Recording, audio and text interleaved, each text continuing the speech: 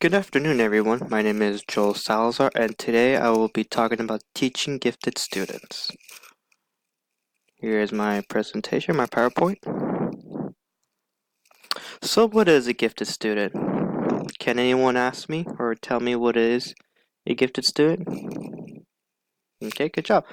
So, a gifted student is when a child is recognized as gifted when he or she possesses exceptional abilities in any area of learning that significantly exceeds grade level expectations. The student can understand the content that is designed for students older than the child by 2 years or more. Here are certain areas, that gifted students show achievement. One is that they have general intellectual ability. The second is leadership ability.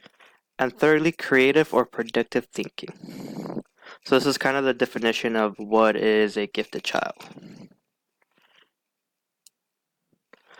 Couple of characteristics. I'm going to tell you the intellectual and the personality characteristics of a gifted student.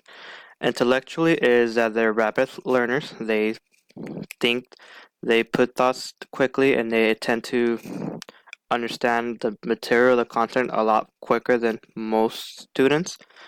They have excellent memory, excellent verbal skills, advanced comprehension, and they're also goal-oriented focused. They don't really try, they do their best to reach their goals that they set.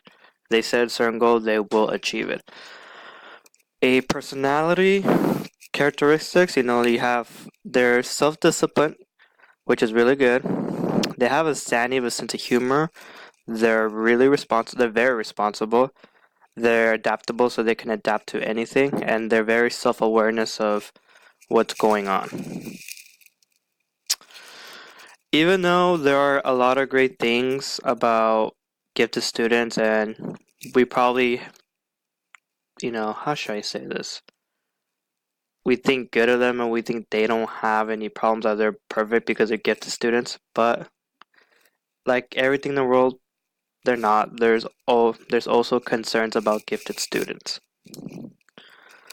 Although gifted students possess high level of intelligence, they are disadvantages of being a gifted student.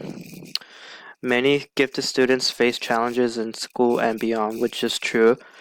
You know, through my experiences I've seen a lot of gifted students who are good at school, but when they're at home, they're very unhappy or face a lot of problems, but they just don't like to open it. That's just some of the examples that I've, as an educator, have experienced with these gifted students. And then there have been very many research studies and interviews and observations about gifted students over the years, and we've seen that they experience a lot of social and emotional difficulties. One of them is certain gifted students suffer from a learning disability, which is something new, which that kind of takes away the perception that they have that, oh, if they're a gate student, they're smart of everything. That's actually not true anymore. There's been studies that that's not true. And here are three key insights from all the research, studies, everything that a lot of educators, scientists, analysts have done over the years. And here are these, what I like to call, three key insights that we can take from this research, which is the 8 great gripes of a gifted student, social emotional needs of gifted learners, and asynchronous development. So let's go first with the 8 great gripes of gifted students. Shall we, everyone? All right, good. So it was a model that was delivered from responses to surveys, discussions, and interviews from 400 students who were identified as gifted students. And these are this 8 great gripes is what the researchers said were the 8 biggest compliments that gifted students have when they were interviewed, when they were surveyed, and situations like that. Consideration for the needs of gifted students. So here are the 8 great gripes. Number 1, no one explains what being gifted is all about. It's kept a secret. Number 2, the stuff we do in school is too easy and it's boring. 3, parents, teachers, and friends expect us to be perfect, to do our best all the time. 4, kids often tease us about being smart. 5, friends who really understand us are few and far between. 6, we feel too different and wish people would accept us what we are. 7, we feel overwhelmed by the number of things we can do in life.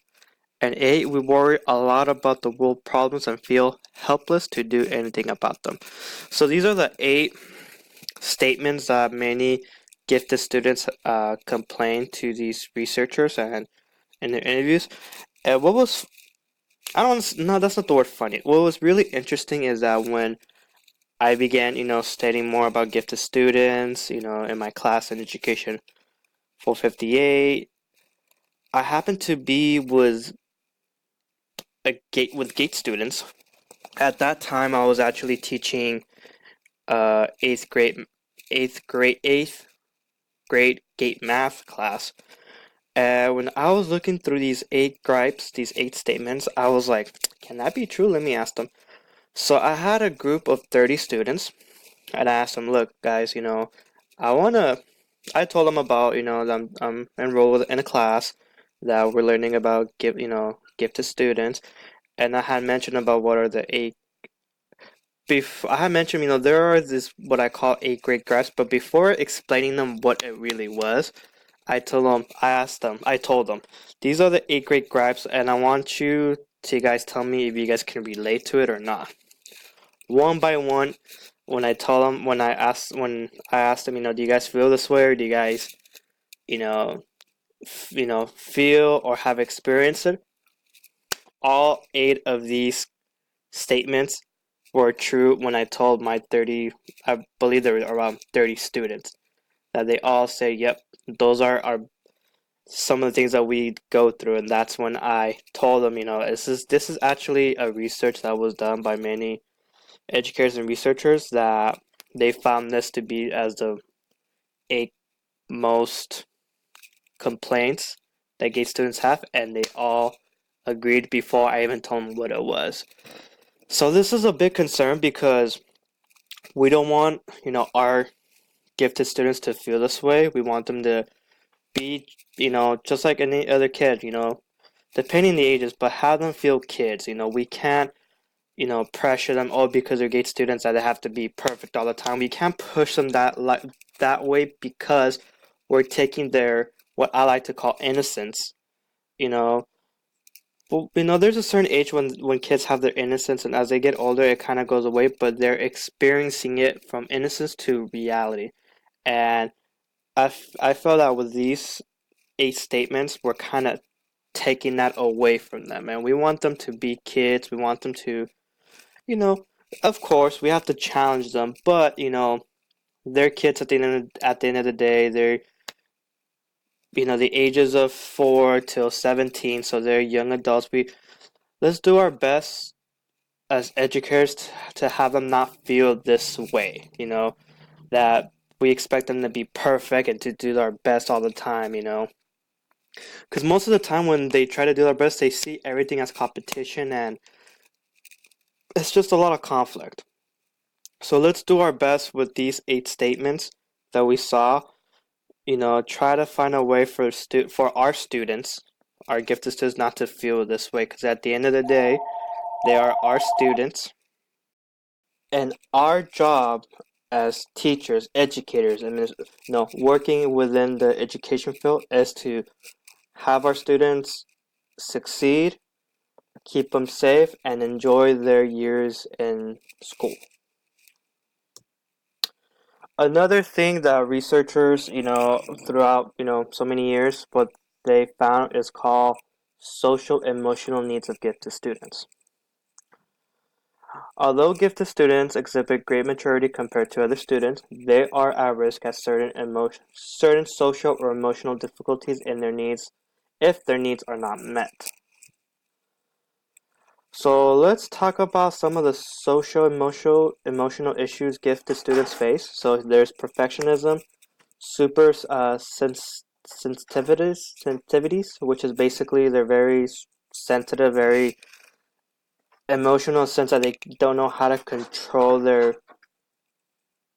emotions. So like if something bad happens, one student can see it like, oh, okay, let's say like a normal college prep student, when they see something wrong, they're more like, okay, well, that sucks, so we'll stop or we'll try to find a way, but they move forward. Not gifted students. They're very emotional. They're so invested in their emotions that when they see something, when they tell them that they did something bad, it hurts them to a point that it can lead to depression and stress, which is the third issue that we have, stress. Fourth, concerns with identity of fit. Many of them try to hang out outside of their classmates, because mostly all their classmates are gifted students. They try to find a way to fit or to kind of get an identity, not just socially, but also personally, a personal identity, and they have a hard time doing that because maybe a lot of students don't want to hang out with them because they're too smart or for whatever reason. But that's actually a concern because it starts giving them self-doubt, and that's not what we want for our students. And also the last emotion is anxiety. So these are a lot of the problems that gifted students that sorry about that. I went to get a drink of water. But these are some of the social emotional issues that our gifted students are experience on a daily basis. This is called asynchronous development, and this is actually a new model or theory that researchers have witnessed and discovered. So what is it? So according to the National Association for Gifted Children, NGC, this is a development that happens when there is an even rate in a gifted child's social, emotional, physically, intellectual, or creative development. So it's basically, how should I say this? Sorry, I'm having a little trouble right now. But at a certain, there's supposed even if they're gifted students, everything from a social, emotional, physically, and intellectual perspective, their development has to be at an even rate. And most of the time that does not happen. Either they're socially they're really good, but they're really behind in their physical intellectual aspects of their development, and that's actually really bad to the child, to the student itself. Sorry about that. It could cause some real problems for gifted students and their families. These problems are worse for the kids when their parents don't understand this development pattern. So what happens, gifted children often like misfits, particularly when they are in classes with traditional learners. So this is when no one is, monitoring their rate or their development, and all the developments have to be equal. When they're not equal, this causes problems to the students as well as to the family. So this is something that, parents as teachers have to monitor and have to observe in each development area in their lives. So that's when we go on to this called twice exceptional students. This is when a child is identified as a gifted yet also diagnosed with a disability. So the whole perception that, oh, if this student is a gifted student, so he has to be smart on everything. Not true, everyone. That's becoming a myth now. So a twice exceptional student is when students with gifts and talents and disabilities may be overlooked due to a cultural biases or stereotypes, which I mentioned just seconds ago. Giftedness may mask learning disabilities, and the students will perform at average levels. So that means that even though if they're really good at math, let's say there's a gate, their high scores on math, but their English and writing and reading is low, that's when they have a disability. It might require some special educational considerations that might happen, but we just have to really monitor and observe these students' development and also their